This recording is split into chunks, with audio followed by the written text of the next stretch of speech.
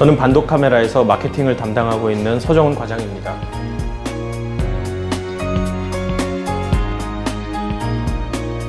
저희는 단순히 카메라를 판매하는 공간이라기보다도 이제 사진과 클래식 카메라에 대한 소개와 그런 이제 접근을 할 수 있는 공간이라고 보시면 되겠습니다.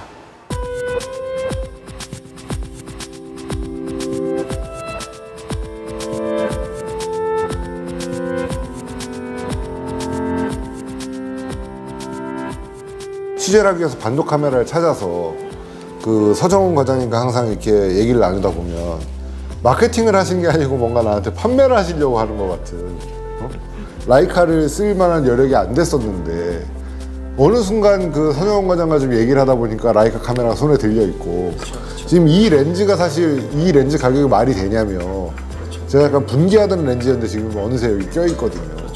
사실 본인의 그런 뭐 형편이나 그런 뭐 상황보다 조금 무리해서 갈수록 그 제품이 더 이제 본인한테 소중해지고 그런 거기 때문에 굉장히 아껴서 쓰고 있는 모습을 보면서 저 나름대로도 참 뿌듯하기도 합니다. 좀 렌트 연습하나 봐.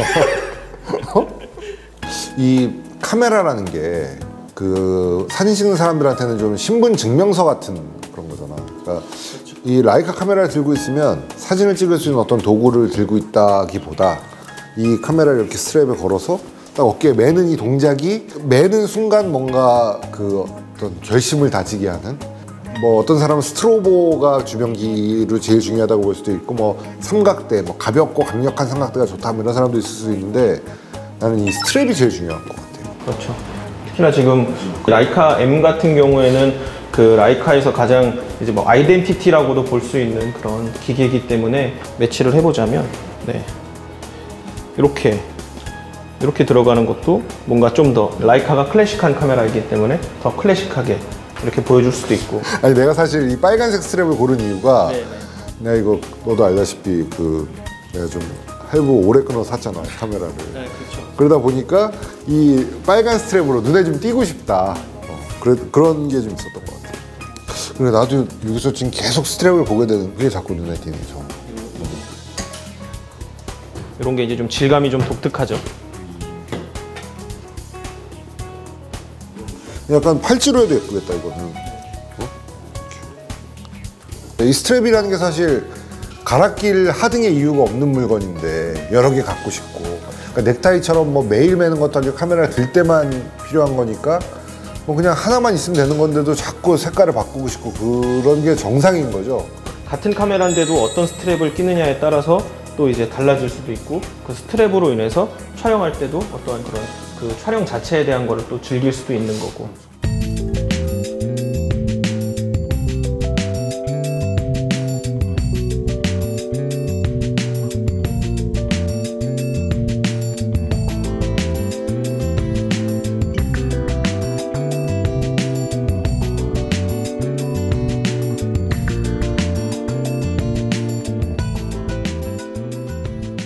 하셀블라드는 왠지 내가 다가서면 안 되는 영역 같은 느낌이어서, 물론 화보 촬영할 때라든지 잡지 촬영을 할 때 프로들이 쓰는 건 많이 봤지만 거기까지 가기에는 뭐 내가 거기까지 갈 곳은 아니다라는 느낌? 기존에는 하셀블라드가 이제 주경 카메라로 유명했었는데 항상 어떠한 결과물 때문에 모든 것들을 다 포기해야 되는, 그러니까 심지어 뭐 기동력이라든지 뭐 무게, 근데 그걸 굉장히 작게 해서 나온 거라. 이 카메라 나온 지 한참 됐는데 네. 기자의 본분이 새 제품을 소개하는 것임에도 불구하고 만져보고 싶지 않아서 안 왔는데, 저희가 꼭대기인 줄 알고 올랐더니 또 새로운 봉우리가 나타난 그런 느낌이라 해야 되나? 그냥 지금 요 조절 키 같은 것들만 봐도 일반 카메라랑 그냥 똑같이 사용할 수 있을 것 같은 느낌이에요. 그냥 툭 찍으면 되나요 이것도? 그 말씀하신 것처럼 기존에는 워낙 프로들만 다가갈 수 있는, 굳이 저렇게까지 써야 되나, 그러니까 금액도 많이 높고 불편했었기 때문에 뭐 기존에 미러리스 카메라 썼던 유저분들이면은 충분히 그냥 뭐 어려움 없이 사용하신다고 보면 되는 거고. 그러니까 레이싱카는, 저는 자동차를 좋아하지만 레이싱카는 레이서들이 타는 것이지 내가 뭐 레이스를 할 것도 아니면서 괜히 올라타서 좀 깔짝대는 그러면 안 된다라는 느낌이 있었는데, 페라리는 레이싱카를 만들던 회사가 이제 일반 자동차를 만든 거고, 그리고 그것을 탔을 때 일반인들도 어떤 레이싱카의 느낌을 맛볼 수 있는 차인데, 그러고 보니까 하셀블라드랑 페라리랑 그 페라리 모델 만들기도 했었잖아요. 네, 그죠? 에디션 제품도 있었죠. 네.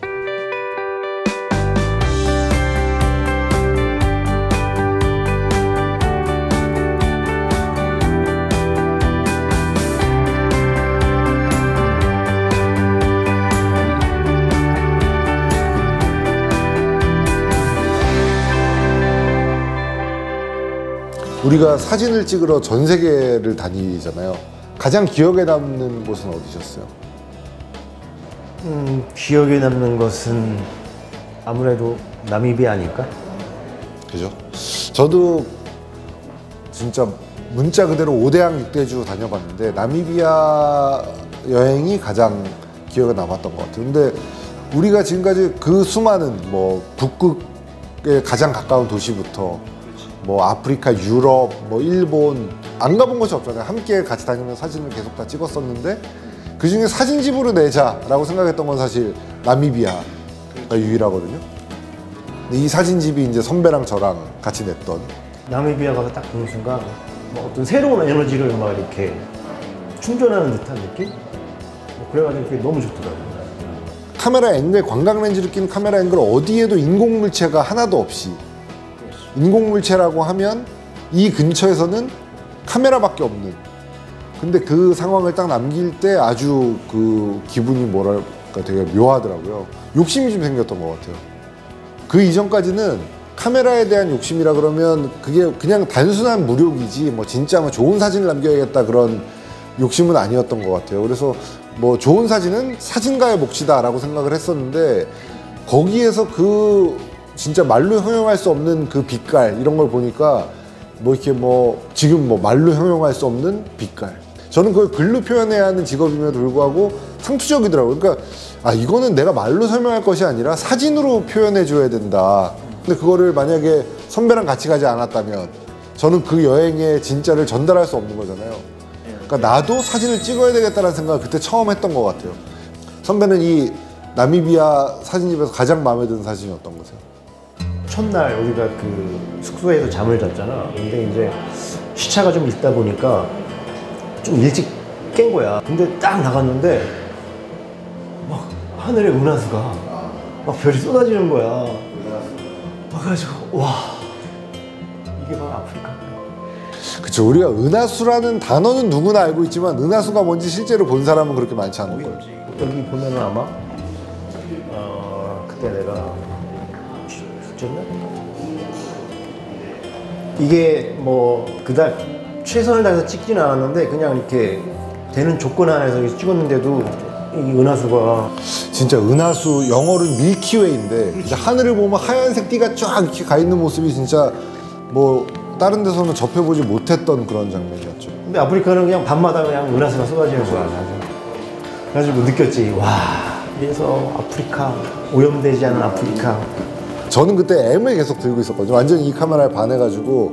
근데 이거를 수동 카메라니까 초점을 맞추기가 쉽지가 않았는데 차를 타고 쓱 지나가는데 아이들이 막 춤을 추는 거예요 갑자기. 그래서 카메라를 딱 들이대고 찰칵 찍었는데 정말 우연히 초점이 너무 잘 맞은 거죠. 근데 심지어 얘는 지금 발이 공중에 떠 있어요. 두 발 다. 그러니까 제가 지금까지 찍었던 그 모든 사진 중에서 가장 마음에 드는데 이 아이들의 그 리드미컬한 그 춤이 나와 있는 것 같아서 더 마음에 들고, 지금도 아프리카를 생각하면 저는 이 아이들의 이 춤사위가 제일 기억에 남더라고요. 이 사진을 이 카메라를 손에 쥐은 지 얼마 되지 않았을 때 찍었던 거라서 그래서 그 라이카 M에 대한 어떤 애정이라 그래야 되나? 그런 게 좀 생겼던 것 같기도 해요.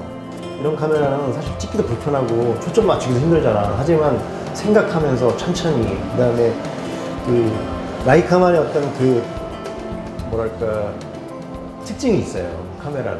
근데 보통 사람들은 이 라이카를 이렇게 가지고 다니면서 사색 같은 거 하면서 이렇게 찍고 할 때 나름대로 적절한 카메라라고 생각하고. 재밌는 얘기를 하나 들었던 게, 만년필로 사인을 보통 하잖아요. 중요한 계약서에 만년필로 사인을 하는 이유가, 만년필은 나사처럼 돌려서 빼서 써야 되고 갖다 대자마자 쓰면 또 안 나와요. 딱 이렇게 종이에 대고 한번 쉰 다음에 써야지 잉크가 이제 나오는 시간이 있으니까 한번 쉬었다가 이제 써야 되는데, 그 과정을 중요한 사인을 하기 전에 생각하는 시간으로 자기는 사용한다 이렇게 얘기를 하더라고요. 지금 말씀하신 것처럼 사진 찍을 때 사색한다는 게 그런 것 같아요. 피사체에 들이대고 조리개를 돌리고 뭐 이렇게 초점을 맞추는 동안에 어떤 그 피사체와 대화하는 시간, 좀 쉬는 시간이 있기 때문에 한 번 더 생각하게 되더라고요. 나도 그 어떤 일을 떠나서 어디에 여행을 간다 그러면 나도 저 라이카 같은 카메라를 메고 이렇게 좀 가볍게 떠나고 싶은 그런 생각도 많이 했었지.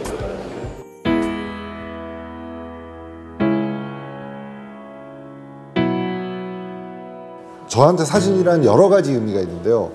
저널리스트로서 일을 할 때는 어떤 사실을 기록하는 사진, 다큐멘터리 같은 사진이 있을 수도 있겠죠. 그런데 또 어떨 때는 극한의 연출을 가미한 사진을 찍을 때도 있어요. 세트를 만들고 모델을 써서 포즈를 정하고 뭔가 인위적인 자세와 상황을 만들어서 찍을 때도 있거든요. 근데 그 여러 가지 모든 것들이 다 말 그대로 사진인 것 같아요.